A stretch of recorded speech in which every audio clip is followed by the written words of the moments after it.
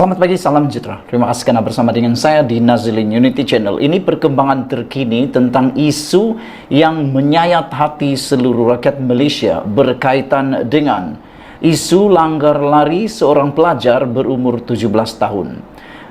Kejadian itu menyebabkan hati rakyat Malaysia meruntun, jatuh dan amat kesal dengan kejadian tersebut. Ramai yang memberikan komen, kata mereka, keadilan harus ditegakkan. Tidak kiralah mereka pangkat apa, tidak kiralah mereka berstatus apa, dan tidak kiralah apa pekerjaan mereka, mereka harus dihadapkan ke mahkamah atas perbuatan kejam tersebut, kata mereka lagi. Netizen mahu kalau kes ini disiarkan secara langsung supaya semua rakyat Malaysia mengetahui perkembangan terkini dan semasa muktahir tentang isu langgar lari tersebut. Kita digemparkan dengan kejadian seorang pelajar berumur 17 tahun telah dilanggar lari oleh seorang polis yang berpangkat tinggi. Akhirnya hari ini hati semua rakyat Malaysia menjadi lega, kata penganalisis, apabila DSP didakwa bunuh pelajar. Bukan sekadar hanya langgar lari ataupun dengan tanpa niat, tetapi orang yang telah melanggar tersebut telah didakwa dengan dakwaan bunuh pelajar. Pegawai kanan polis berpangkat DSP yang terbabit dalam kes kematian seorang pelajar lelaki tingkatan 5 pada Jumaat lalu didakwa di Mahkamah Magistrate Ipoh hari ini atas tuduhan membunuh.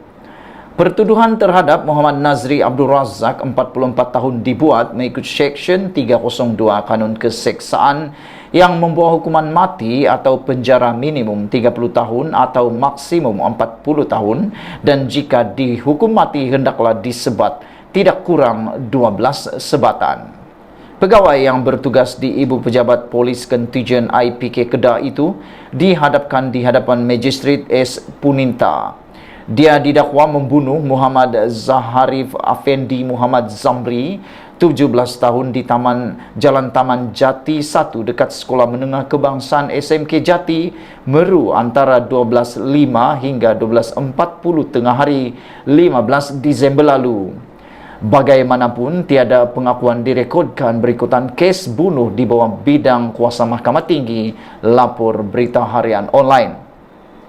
Pegawai kanan polis itu kelihatan tenang sepanjang prosiding, namun abang mangsa Zarul Fitri, 29 tahun, tidak dapat menahan sebab ketika pertuduhan dibacakan. Punita menetapkan 7 Februari depan untuk sebutan kes, sementara menunggu laporan kimia. Terdahulu dalam insiden yang berlaku pada Jumaat lalu, pegawai tersebut yang memandu Prodoa Ativa didakwa melanggar pelajar SMK itu yang sedang menunggang motosikal.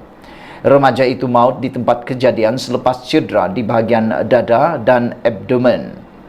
Pendakwaan dikenalikan Timbalan Pegawai Pendakwa Raya Azlina Rashid, Ketua Timbalan Pendakwa Raya Khairul Azrim Mamat, Timbalan Pendakwa Raya Wan Azimah Yaakob, Timbalan Pendakwa Raya Zainizam Abdul Aziz, Timbalan Pendakwa Raya Saiful Akmal Muhammad Said, Timbalan Pendakwa Raya Nasrul Hadi Abdul Ghani, Timbalan Pendakwa Raya JS Geta, dan Timbalan Pendakwa Raya Low Kien Hui.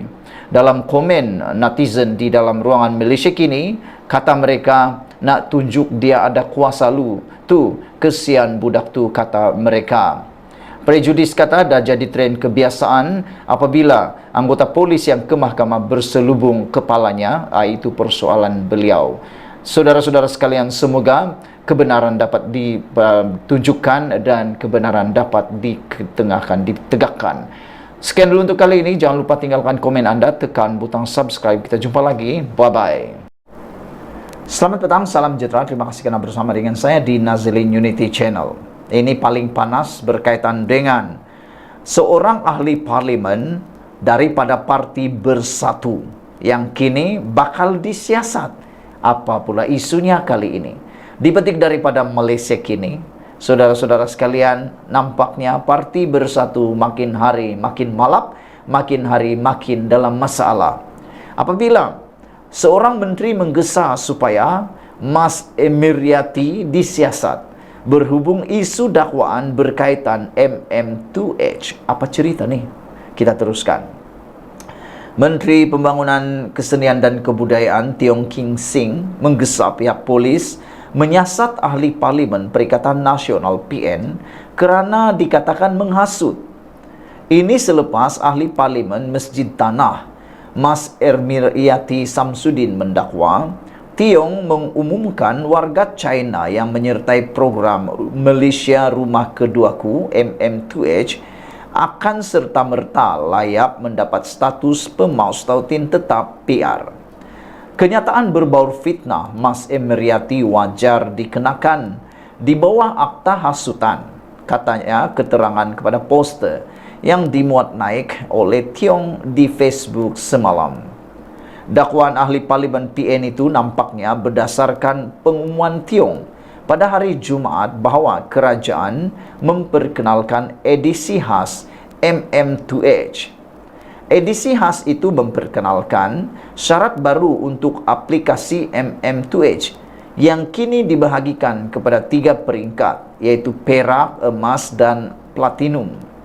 Peringkat platinum memerlukan pemohon memasukkan 5 juta ringgit ke dalam simpanan tetap yang mana mereka boleh mengeluarkan 50% selepas setahun untuk membeli hartanah bernilai RM1.5 juta ke atas atau untuk tujuan pelancongan dan perubatan.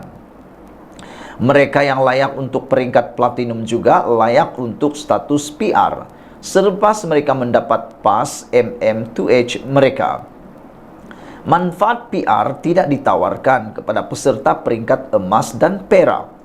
Tiong pada Jumaat berkata, edisi khas MM2H itu bertepatan dengan ulang tahun ke-50 hubungan diplomatik Malaysia dan China. Bagaimanapun, dia berkata permohonan untuk program itu terbuka kepada rakyat semua negara. Mas Emiryati dalam catatan di X pagi semalam mendakwa bahawa faedah itu khusus untuk warga China. Dengar cerita, YB Menteri Pelancongan buat announcement bagi warga negara China yang sertai dan dapat pas MM2H terus layak dapat PR. Wow, katanya. Selain menggesa dia disiasat kerana menghasut, Tiong dalam jawapannya kepada Mas Emiryati menuduhnya mencampur adukkan fakta dan menghasut perkauman. Program MM2H bertujuan untuk meningkatkan pemulihan ekonomi Malaysia dan terbuka kepada pemohon dari seluruh dunia. Kenapa Mas Emiryati mengelirukan orang ramai dengan mengatakan program itu hanya pemohon dari China sahaja? Adakah Mas Emiryati cuma merosakkan keharmonian kaum soalnya? Dia menegaskan bahawa pemohon MM2H perlu memenuhi syarat ketat dan kategori baru serta faedah yang diumumkan bertujuan untuk menarik lebih ramai pemohon. Mas Emiryati pada Jun sambil memuji pengendalian Kerajaan Perikatan Nasional yang lalu terhadap MM2H bertanya sama ada pentadbiran semasa sedang mengkaji bagaimana Thailand, Indonesia dan Singapura mempromosikan versi program mereka. Dia berkata, negara jiran lebih agresif dalam kenaikan pangkat mereka sambil turut menawarkan keperluan yang lebih fleksibel untuk bakal pemohon. Itulah dia, saudara-saudara sekalian, pengumuman daripada Menteri Kebudayaan, Pelancongan, Kesenian dan Kebudayaan Tiong King Sing yang menggesa Mas Emiryati disiasat isu dakwaan berkaitan MM2H. Sekian dulu untuk kali ini. Jangan lupa tinggalkan komen anda, tekan butang subscribe. Kita jumpa lagi. Bye-bye.